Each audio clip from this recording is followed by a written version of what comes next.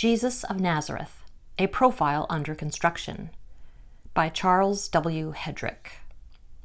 Premises. Number 1. The early Christian Gospels, both canonical and non-canonical, are theological interpretations of Jesus. Hence, all information they contain serves the interest of early Christian faith in some way. Number 2.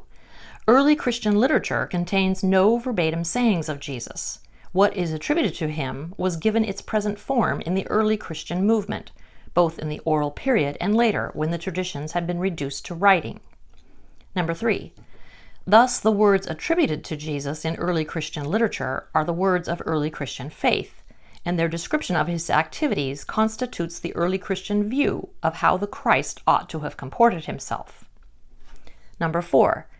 We may hope to hear an echo of the voice of the historical man and sketch in barest outline some details of his life.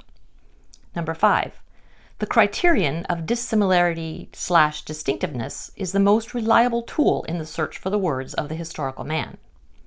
Number 6. The findings of the Jesus Seminar constitute an irreducible minimum of the historical data. Number 7. It is not possible to know what Jesus thought of himself. Number 8. Inferences may be drawn from the historical data. An inference is a reader's interpretation of data and should not be confused with the data itself. Number 9. The same data will allow different inferences. Number 10. A reconstructed Jesus is not Jesus as he actually was, but Jesus at his most radical dimensions. The reconstruction, if it is reliably done, has eliminated much of what Jesus had in common with first-century Palestinian Judaism and earliest Christianity. Number 11. Thus, we can hope to see the historical man only in his most radical dimensions. Number 12. Responsible profiles are always under construction. By its very nature, the data and our critical methodologies will not allow a final definitive view of Jesus. Sketching his personal vita. It appears probable that Jesus was born and certainly raised in Nazareth. The two birth narratives in Matthew and Luke, despite their many differences, agree that Jesus came from Nazareth. It was a city that apparently did not have a good reputation in the Hellenistic period, John 1:46, and was not mentioned in the Hebrew Bible. Growing up in Nazareth, in the Galilee of the Gentiles, Matthew 4:15, may have contributed to Jesus' relaxed attitude toward Torah. Bethlehem was mentioned in the Hebrew Bible in connection with a specific messianic prophecy, or so the early Christians believed, Micah 5:2, Matthew 2:4-6, John 7:42, and hence the early Christian association of Bethlehem with Jesus, Matthew 2:1, Luke 2:4-6. It better fitted their faith than did Nazareth. The association of his birth with the reign of Herod the Great, who died in 4 BCE, is a historical memory. Matthew and Luke independently agree in this regard, Luke 3:1, Matthew 2:1, but neither relates it to the character of Jesus. His mother was Mary, and his father was unknown. This makes sense of the rabbinic traditions about Jesus and accommodates the fact that Joseph is completely missing in Mark and barely present in Luke. He had brothers and sisters, Mark 6:3, parallel Matthew 13:55-56, Galatians 1:19. He was baptized by John the Baptist, who had preached a baptism of repentance for the forgiveness of sins, Mark 1:4-5 and 9. Perhaps this is one reason Matthew 3:13-15 and Luke 3:18-21 try in different ways to distance Jesus from John, but they could not deny the association. Jesus was caught up in the Baptist movement and became his follower. When John was arrested, Mark 1:14, Jesus began his own career of preaching and was, in turn, followed by others as he had followed John. His association with Capernaum and Galilee is plausible, but whether his activities extended beyond the general area of Galilee is not certain. Mark restricts his activities to the region of Galilee, while John extends his area of influence to Samaria and Judea. The Romans crucified him during the time that Pontius Pilate was prefect of Judea, 23-36 CE. Reassembling the fragments of his public discourse. Jesus' public discourse, to judge from the fragments that have survived, primarily took the form of aphorism and story. He apparently liked to play with language and had a sense of humor. For example, he chided those who criticized others for the slightest infraction while they themselves had glaring faults. Or, as Jesus put it, you criticize other people for flecks of sawdust in their eyes with a 2x4 sticking out of your own. Matthew 7:3-5, and Luke 6:4-42, Thomas 26:1.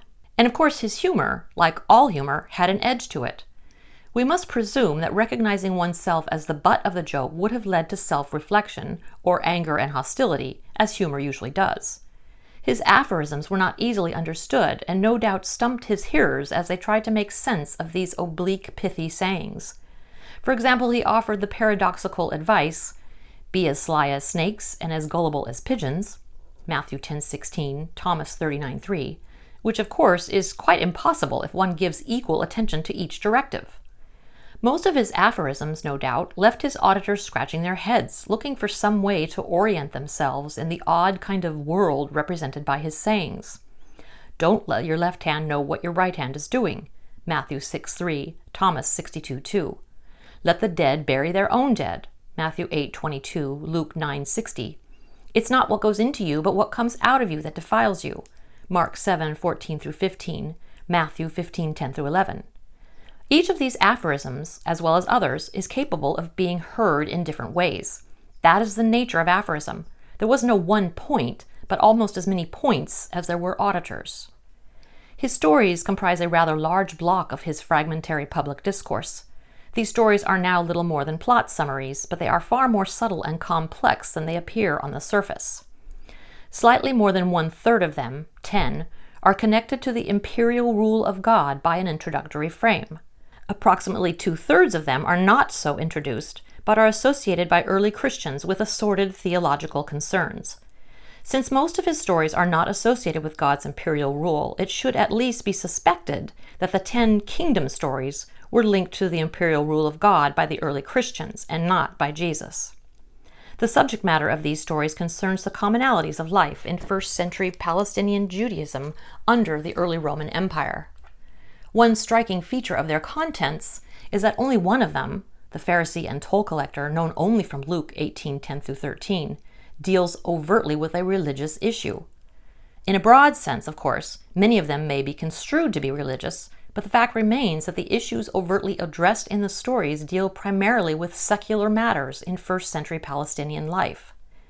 Their plot complexity and social engineering led readers to find in them diverse and competing abstract values relating to theology, morality, politics, and economics. What they show us in themselves, however, is that Jesus was a shrewd observer of life around him. At the level of their social construction, one may catch a glimpse of Jesus' interests and begin to infer something of his ironic sense of values. As to content, the fragments of his public discourse give us some insight into his public career and, perhaps, by inference, some idea of his own sense of personal identity. His ideas brought him into conflict with his own tradition. For example, he had the idea that the Sabbath was intended for the benefit of human beings, rather than imposed on them as an onerous religious obligation limiting their lives. Mark 2:27. This view competed rather dramatically with that of the Pharisees, for whom strict Sabbath observance was a major plank of their teaching. He rather severely criticized the principal religious teachers of his tradition, the Pharisees, Luke 11:43, Matthew 23:5-7, and the scribes, Mark 12:38, Luke 20:46, as much for their insensitivity to the poor and other outsiders as for what he regarded as their self-centeredness and hypocrisy. His lax attitude about dietary practices, Mark 7:14-15, Matthew 15:10-11, would also have thrown him into serious disagreement with these same leaders over Torah interpretation. He had nothing to say about sin and its forgiveness that would have pleased temple supporters.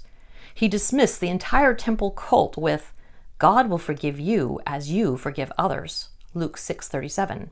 His bold statement that God's imperial rule belonged to the poor, Luke 6:20, Thomas 54:1, could easily have been heard as a complete rejection of the Jewish religious establishment, a position that would not have endeared him to the priestly caste and the Sadducees, and made his isolation from the leaders of his religious tradition virtually complete. He clearly sensed the isolation. Mark 6:4, Matthew 13:57, Luke 4:24, John 4:44, Thomas 31:1. His interest in the welfare of the poor was matched by his censoring of the wealthy. Matthew 19:23-24, Luke 18:24-25, Mark 10:23 and 25. In fact, he seemed to regard the service of God and the accumulation of wealth as mutually exclusive. Matthew 6:24, Luke 16:13, and he prohibited the lending of money at interest even to a Gentile. Thomas 95:1-2, something permitted by the rabbis. He called on the wealthy to give away their wealth. Thomas 95:1-2, even if it meant that they themselves would be reduced to poverty. Thomas 69:2, Matthew 5:42. Such attitudes, in general, would not have been shared by the wealthy and the powerful. His cavalier attitude toward wealth and possessions in general, Matthew 8:20, Luke 9:58, Thomas 86, and his lack of concern about providing for the basic necessities of life, Matthew 6:25-30, Luke 12:22-25, 27-28, Thomas 36, would have made his philosophy quite unrealistic even to farmers, who also lived life on the edge, always depending on God's blessing of the fields for their livelihood. The practical-minded, as successful farmers tend to be, would no doubt have argued that some advanced planning was necessary, but Jesus advocated simply asking God for whatever was needed, Matthew 7:7-11, day by day, Matthew 6:11, Luke 11:9-10. He apparently advocated a penniless, itinerant, Matthew 8:20, Luke 9:58, existence, and the acceptance of charitable gifts for daily sustenance from whoever offered them, Luke 10:7-8, Thomas 14:4. In a sense, he always depended on the kindness of strangers. Such an attitude may have been a bit naive, but it clearly reflects a strong trust in God and God's concern for the welfare of even the least significant person in the human family.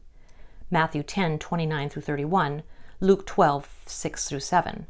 In the view of Jesus, God was a caring father, Matthew 6:9, who did not discriminate among his children in the human family on the basis of their morality or obedience to Torah, but showered his material blessings in the world indiscriminately, even to the evil, Matthew 5:45. One could count on God to provide whatever was needed for daily sustenance. He appears to have placed few requirements on people. His soulmates were those who did the will of God, Matthew 12:50, but he never explicitly defined what constituted the will of God. Presumably, it would have involved loving everyone, but in particular, it would have included the least in the human family, Matthew 10:29-31, Luke 12:6-7, and whoever you counted as your enemy, Matthew 5:44, Luke 6:27-35. Only in this way could true love be demonstrated, since everyone could be counted on to love those who returned their love, Luke 6:32. Obedience to the will of God was a consuming passion for him and overrode every other commitment, Luke 14:26. Only in this way can life be lived freely and with meaning, Luke 17:33. Otherwise, one is always bound by the empty pursuit of this world's goods and vain attempts to achieve personal security. True life consists only in trusting and being obedient to God. He taught that one should live at peace in the world. One should not resist even the evil acts of others directed against one's own person, Matthew 5:39-42, Luke 6:29. But that attitude of peace did not extend to coexistence with those demonic forces he conceived as opposing God in the world. Although God apparently controlled nature, Matthew 5:45, Satan ruled in human affairs, and, as a consequence, humanity was in thrall to Satan's evil empire, Luke 11:17-22, and under the control of Satan's demonic forces, Luke 11:24-26.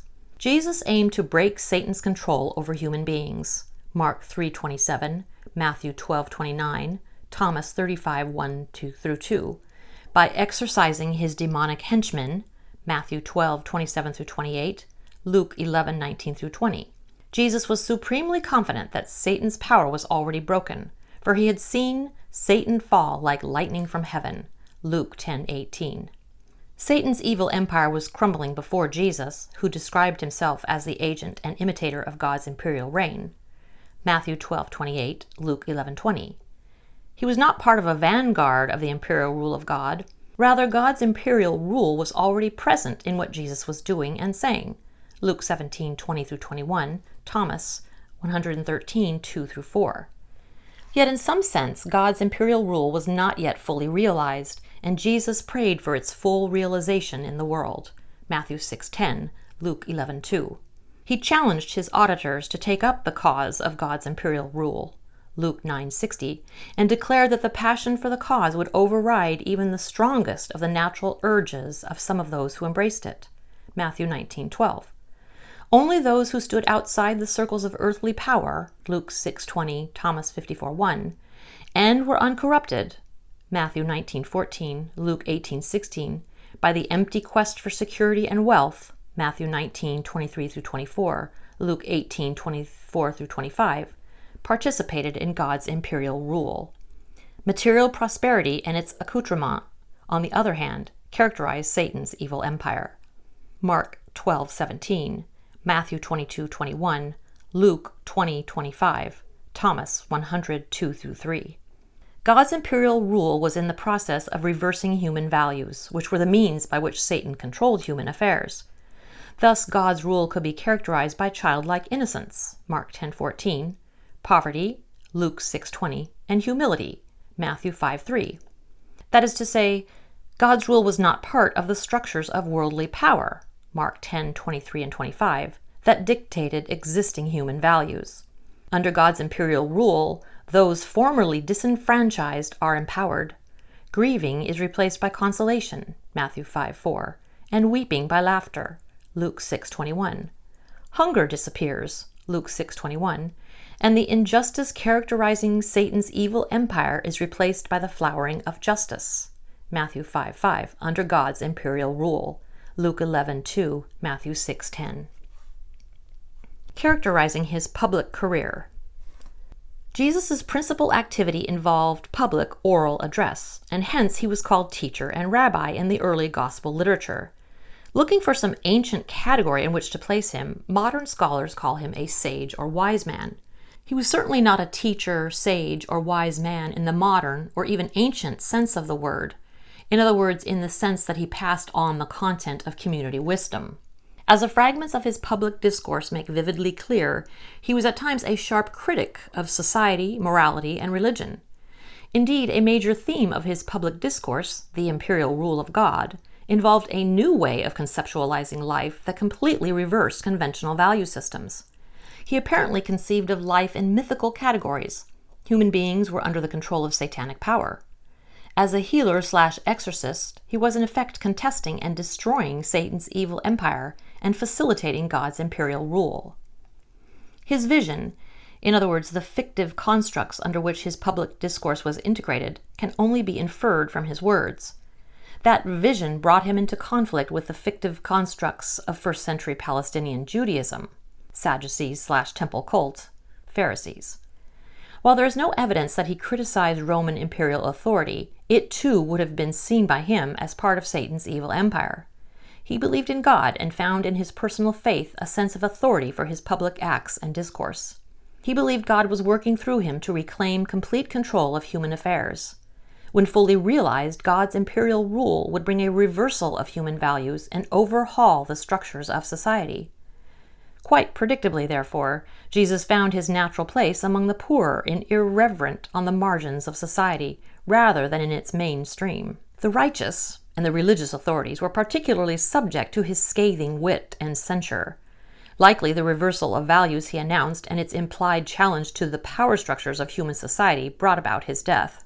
The fact that he was killed by an official act of the governing authority suggests that his public career was viewed, in some sense, as a serious threat to the public welfare.